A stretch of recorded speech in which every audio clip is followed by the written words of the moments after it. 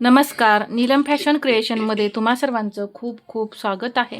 आजच्या व्हिडिओमध्ये मी तुम्हाला बाहीला पानाचा आकार म्हणजे फिशचा आकार कसा द्यायचा आणि पुढच्या आणि पाठीमागच्या आकारामध्ये किती इंचाचं अंतर असायला पाहिजे हे अगदी आपण सविस्तरपणे पाहणार आहे. आणि बाहीला आकार देताना कोणकोणते पॉईंट कुठे कुठे घ्यायचे जेणेकरून तुमचा परफेक्ट आकार तयार होईल. जर ज्यांना बाहीचा फिशचा आकार परफेक्ट जमत नाही पहा, त्यांनी या पद्धतीने आकार द्या. खूप छान असे बाहीला आकार येतात. इथं सर्वात पहिल्यांदा आपण बाहीची उंची घेऊया. जवळपास मी इथं 5 ते 6 इंचाची बाही घेते आणि साईज असणार आहे 36 इंच. आता साईज जरी आपली इथं 36 इंच असली तरी आपण नेहमी बाहीचं कटिंग कसं करतो, मुंडा घेर मोजून करतो. तर इथे सर्वसाधारणपणे 36 साईजमध्ये आपला मुंडा जो आहे तो 16 इंचापर्यंत येतो. म्हणजे पूर्ण घेर जो असतो तो 16 इंचापर्यंत असतो. तर याचा निम्मा किती होणार आहे? 8 इंच. म्हणजे आपण जेव्हा एक बाजू मोजतो त्यावेळेस किती मुंडा घेर येणार आहे? 8 इंच. तरी आपण नेहमी कटिंग करताना बाहीचं कटिंग जे आहे ते मुंडा घेरानुसारच कटिंग करायचं, म्हणजे बाही तुमची एकदम परफेक्ट बसते, कुठेही कमी जास्त होत नाही. 5 इंचाची बाही घेणार आहे तर त्यामध्ये मी इथं 1 इंच प्लस केलं. उंचीमध्ये नेहमी आपल्याला 1 इंच प्लस करायचे. आता इथे पहा, ही अस्तरची बाही आहे म्हणून मी 1 इंच प्लस केलं. परंतु तुमची जर बिना अस्तरची साधी बाही असेल तर तुम्ही मात्र इथे 1.5 इंच ते 1.25 इंच प्लस करायचे. तुम्हाला किती मार्जिन लागते?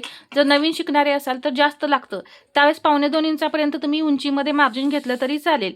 आणि कमी लागत असेल तर 1.5 इंच शक्यतो घ्या. 1.5 इंचापर्यंत पुरेपूर होतं. आणि अस्तरची बाही असेल त्यावेळेस 1 इंच मार्जिन घ्यायचं आहे. तर आपण अस्तरची बाही कटिंग करत आहे. तर 5 + 1 इथे पहा 1, 6 इंच इथं आपले बरोबर उंची झालेली आहे. आता कॅप हाईट किती घ्यायची? 5 इंचाच्या पुढे सर्वसाधारणपणे 3.5 इंचच कॅप हाईट घ्यायची आहे. मी नेहमी पहा याच पद्धतीने कॅप हाईट घेत असते. एक सरळ लाईन ओढून घेतली. सरळ लाईन ओढून घेतल्यानंतर आता आपल्याला मुंडा घेराची गरज आहे. मुंडा घेर इथं किती आलेला आहे आपला? 8 इंच. तर या पॉईंटपासून या लाईनवरती, म्हणजे ही उंचीची जी लाईन आहे या लाईनवरून ही कॅप हाईटची जी लाईन आहे यावरती पहा असा टेप ठेवायचा. पहा आता इथे या पद्धतीने टेप ठेवायचा आणि असा टेप कुठे 8 इंच येते, जिथे आपलं इथे टच होतंय पहा टेप, इथे आपल्याला असं एक पॉईंट देऊन घ्यायचं आहे. बरोबर 8 इंच मुंडा घेर आपला या इथे आला. आल्यानंतर इथून एक तिरकी लाईन आपण ओढून घ्यायची आणि तिरकी लाईन ओढल्यानंतर या लाईनची, आता इथे फिशचा आकार कसा तयार करायचा किंवा तुम्हाला पाठीमागचा सुद्धा आकार देता येत नाही, पुढचा आकार देता येत नाही, तर इथे हे जे मी पॉईंट सांगणार आहे ते खूप महत्त्वाचे आहेत. त्यानुसारच तुम्ही पॉईंट द्या. तुमच्या बाहीमध्ये अजिबात घोळ वगैरे येणार नाही. तर ही जी लाईन आहे 8 इंचाची याचा असा सेंटर करून घ्यायचा. पहा सेंटर करून आपले 2 भाग तयार झाले. हा जो एक भाग आहे परत त्याचे आपल्याला समसमान 2 भाग करायचे आहेत आणि इथून परत याचे समसमान 2 भाग करायचे. किती भाग झाले टोटल? 1 2 3 आणि 4. याच पद्धतीने तुम्हाला 4 भाग करायचे आहेत. पानाचा आकार व्यवस्थित यावा असं वाटत असेल तर हे पॉईंट तुम्ही घ्यायचे आहेत. पहा अंदाजे तुम्ही कोणतेही आकार देऊ नका. इथे पहा 1 इंच घ्यायचं बाहीला आकार देण्यासाठी. हा पहिला पॉईंट जो आहे तो मी अर्धा इंच वरती घेतला. हा दुसरा पॉईंट सुद्धा अर्धा इंच वरती घ्यायचा. हे दोन्ही पॉईंट आपण वरती वाढवले आणि हा तिसरा पॉईंट मात्र अर्धा इंच असा डाऊन करायचा, खालच्या साईडला घ्यायचा. यामुळे परफेक्ट आकार तयार होतात. आता आकार देताना सुरुवातीला आपण देतो पुढचा आकार, तो कसा द्यायचा? 1 इंचाचा पॉईंट जो आहे पहा तो पहिल्या पॉईंटवर असा आणायचा. असा करून इथं जो सेंटर आहे या सेंटरवरती आणून पहा हा जो खालचा पॉईंट आहे 3 नंबरचा त्यावरती नेहून असा आकार जोडत जायचा आहे. पहा आपोआप फिश सारखा किंवा पानासारखा जो काही तुम्ही म्हणत असाल तो आकार तयार होतो. किती परफेक्ट असा आकार तयार होतोय पहा. फक्त पॉईंट जोडले तरी. काही इथं अवघड नाही. बाहीला आकार देण्याचं खूप सोपी पद्धत आहे. आता पाठीमागचा आकार द्यायचा आहे, तर त्यासाठी इथे 1 पाव इंच आणि इथे 1 पाव इंचावरती पॉईंट द्यायचा. कुठे कुठे दिला पहा. हा 3 नंबरचा पॉईंट आहे, याच्यावरती दिला. या 2 नंबरच्या पॉईंटला काहीही करायचं नाही. आणि हा पहिला पॉईंट आहे, याच्यावरती 1 पाव इंच पॉईंट द्यायचा. दिल्यानंतर पहा, हे फक्त आता जोडत जायचे. पहा असे. जर आकार जमत नसतील तर डॉट डॉट करत आकार द्यायचे. आता हे आकार या पद्धतीने पहा इथे आणि इथे या लाईनला इथेच जोडायचे. असे करून नेऊ नका, तर ते तसं कधीही करायचं नाही. इथेच असे आकार हे द्यायचे. तर हा झाला आपला बाहीचा पाठीमागचा आकार.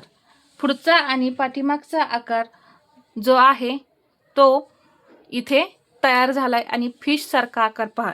इथून असं हे निमुळतं टोक आणि इकडून पहा हे या पद्धतीने पानाचा फिश सारखा आकार, हे दोन्ही कोणताही तुम्ही म्हणत असाल ते तयार झालेला आहे. तर यामध्ये इथे जे अंतर आहे 1.5 इंचच पाहिजे. पहा बरोबर 1.5 इंच आपला हा गॅप आहे. या पद्धतीनेच इथं हा गॅप जो आहे तो आला पाहिजे. जास्त येऊन द्यायचं नाही किंवा कमीही होऊन द्यायचं नाही.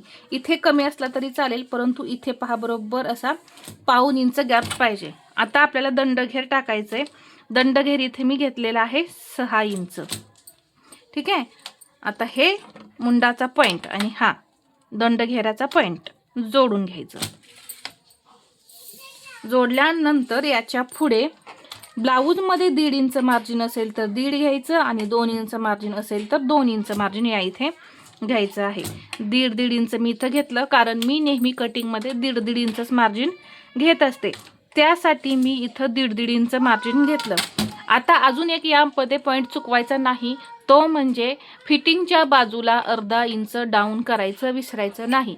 कारण आपण ब्लाऊज कटिंग करतो त्यावेळेस सुद्धा ब्लाऊजमध्ये घोळ येऊ नये म्हणून अर्धा इंच मुंड्याकडे डाऊन केलेलं असतं. तसंच आपल्याला इथे बाहीमध्ये सुद्धा असं अर्धा इंच डाऊन करून हा आकार जो आहे तो या पद्धतीने द्यायचा आहे. पहा फक्त एवढा बदल आपल्याला करायचा आहे, म्हणजे परफेक्ट बाही आपली तयार होते. तर इथे मी तुम्हाला सर्व पॉईंट जे आहेत ते परफेक्ट असे समजावून सांगितलेले आहेत. बाही कटिंग अगदी 5 मिनिटांमध्येच तयार होतं. पहा खूप सोपी पद्धत आहे. आणि बरेच व्हिडिओ मी एकदम छोटी बाही, मोठी बाही असे बरेच व्हिडिओ मी शेअर केलेले आहेत आणि वेगवेगळ्या साईजनुसार सुद्धा शेअर केलेले आहेत. तर इथे तुम्ही बाहीचे आकार पाहू शकता किती छान असे आलेले आहेत. या मेथडमुळे तुमच्या बाहीमध्ये घोळ पण येणार नाही. तर ही पद्धत तुम्हाला कशी वाटली हे मला कमेंटमध्ये सांगा. आणि व्हिडिओ आवडला असेल तर लाईक करा, शेअर करा आणि असेच नवनवीन व्हिडिओ पाहण्यासाठी आपल्या चॅनलला सबस्क्राईब करायला विसरू नका. धन्यवाद.